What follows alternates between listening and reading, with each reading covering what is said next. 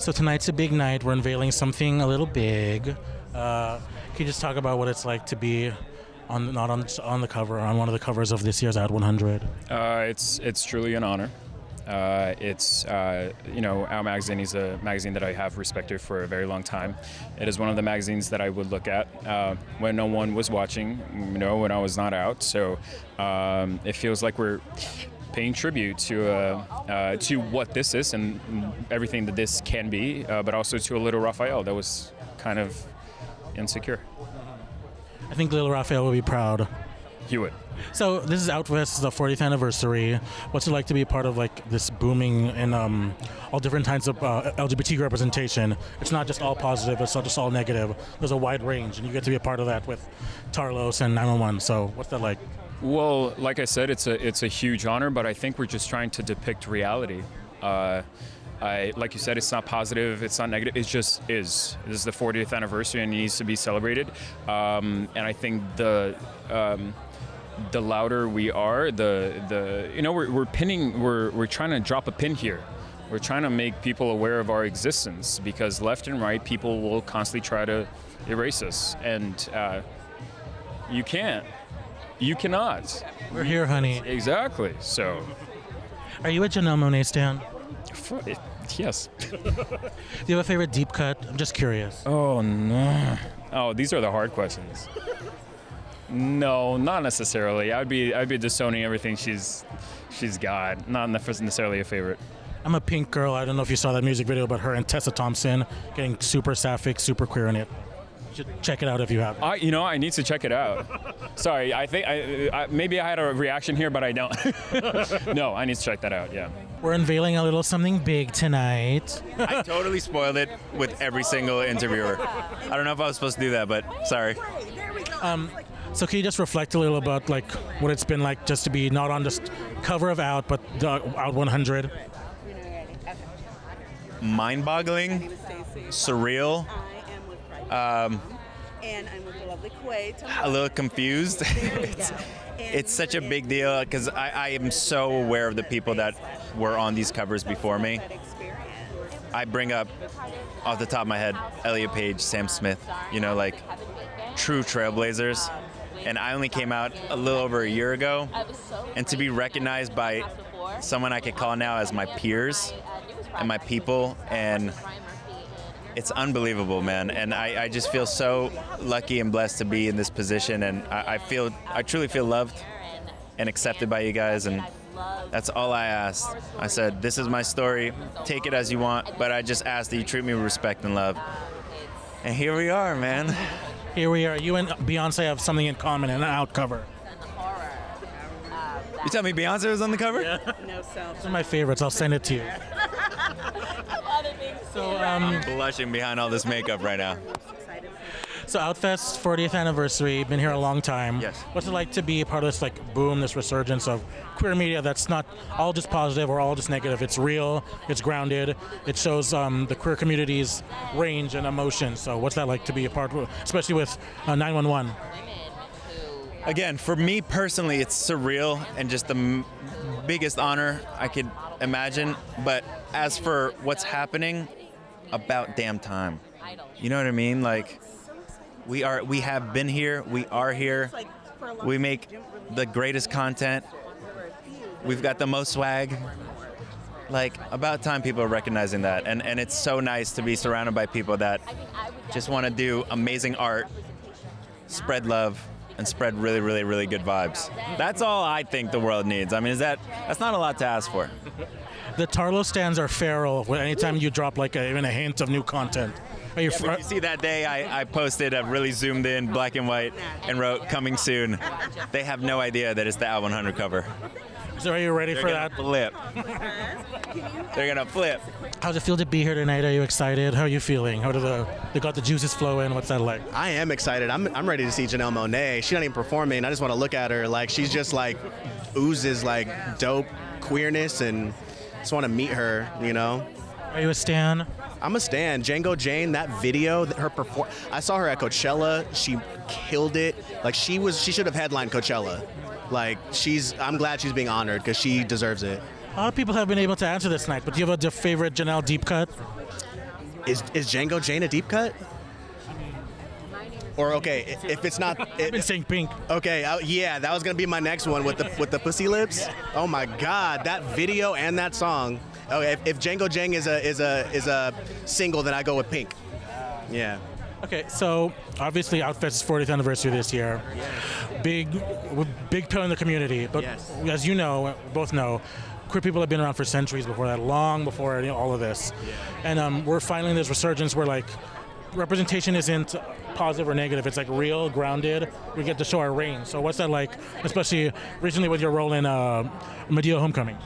That's a great point. Yeah, I for one do want to see us be villains and heroes. I think that we can do it all, and I think that we're finally in that place. And there's some. I'm also in a show called Dahmer on Netflix about Jeffrey Dahmer, and some people were upset to see that be an LGBT story, but to me that is a cautionary tale that is unique to being gay, meeting a guy in a bar or a bathhouse or whatever.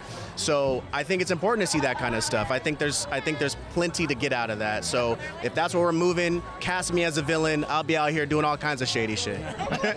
We love mess. Yeah, I love a good mess. Queer mess. Absolutely. Queer mess is the messiest mess, and I'm trying to convey villain, so that way they stop casting me for so many happy good boys. Even though I love that as well. Shout out to Medea.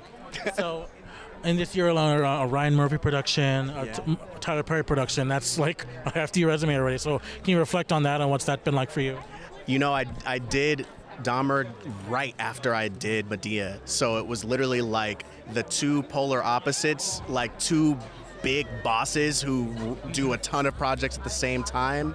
I did one after the other, and I mean, I couldn't be more satisfied with that. So I don't even know who else to compare those two people to. If you were like, who's the white Tyler Perry, I'd be like Ryan Murphy. Who's the black Ryan Murphy, Tyler Perry? So I guess what I'm saying is I'm ready to retire. I did it all. Manifestation hour, though, the future career. Anyone, any person, who would you want to work with? What do you want to do? Just put it out in the universe. Yes. Ryan Murphy does like to recycle.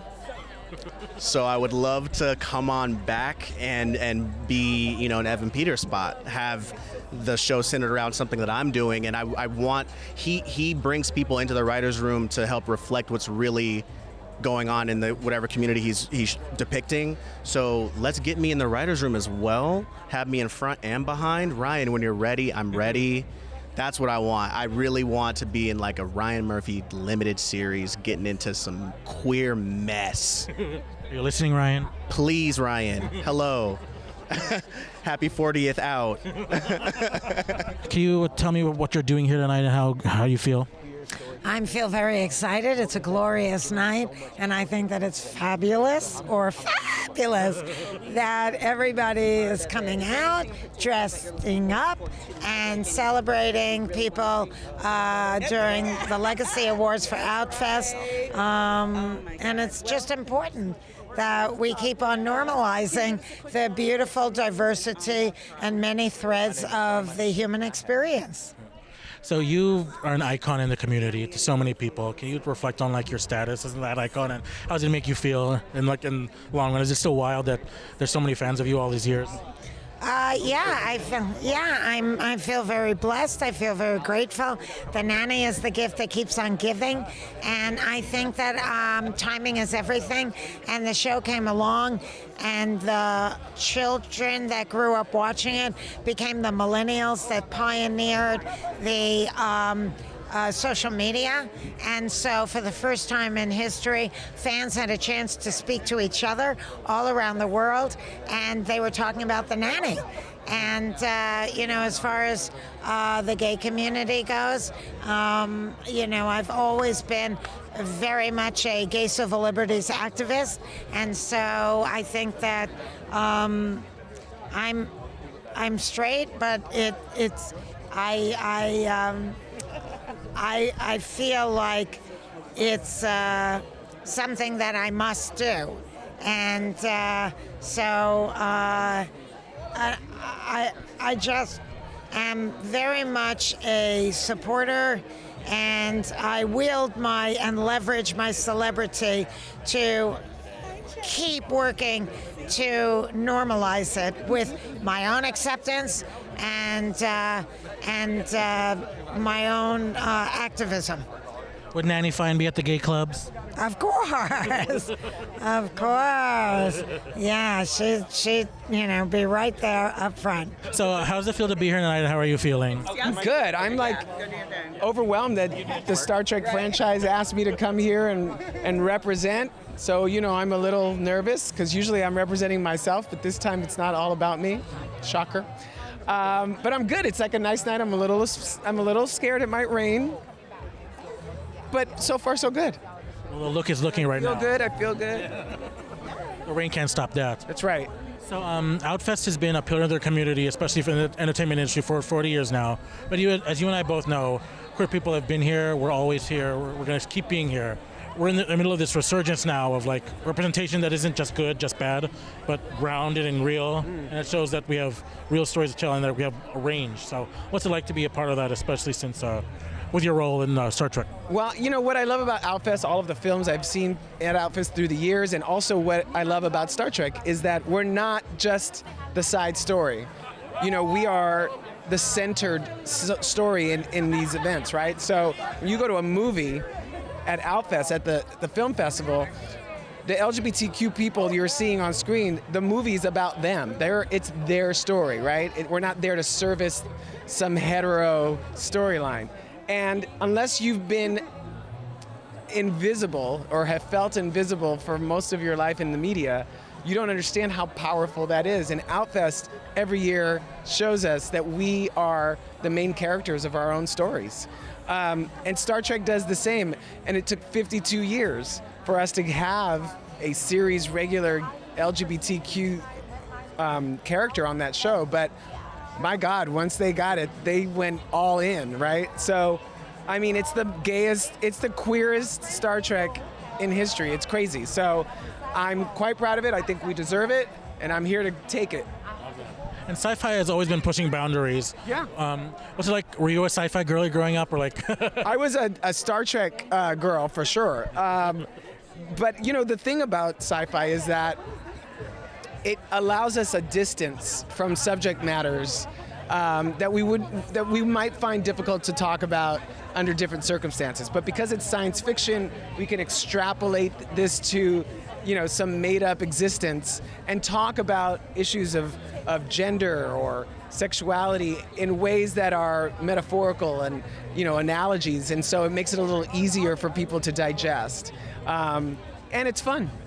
So, I mean, listen, I have had the most sci-fi storyline I've ever seen. I have died and come back to life, and there's stuff that happened this season that I can't talk about, but I'm having a blast. You're getting a really big honor tonight. How does it feel to be here, and how are you feeling in this moment? I am so humbled. I'm swimming in gratitude right now. I think the work that the Outfest community has been doing is real work that takes real effort and love and community, and I'm just so proud to be a part of this community. And I mean, I'm receiving the Trailblazer Award, but I honestly have never looked at myself as like a trailblazer. I've just tried to live authentically, honest to who I am at whatever time it is. And the fact that they see something in me enough to recognize me tonight just, is deeply humbling, as a free-ass motherfucker. And we're in the middle of this resurgence of queer representation that's not just good or just bad. It's grounded, it's real, it shows that the community comes in all shapes, sizes, stories, and it's being pushed by artists like you. So what's it like to bring representation of people who don't usually have it through your art and through what you do? Well, I mean, all I can do is, honor me, honestly. I can't. It's a daunting task to try to represent everybody.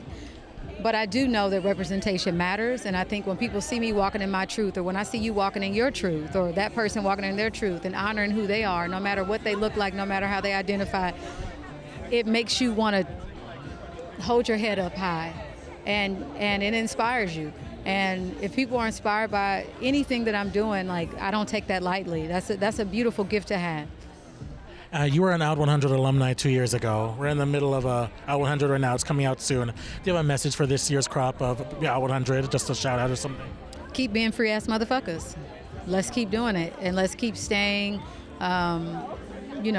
supportive of each other and loving each other through the dark times, through the good times. And let's stay a community. Like, seriously, let's stay a community and not allow anything to get in the way of us being there for one another.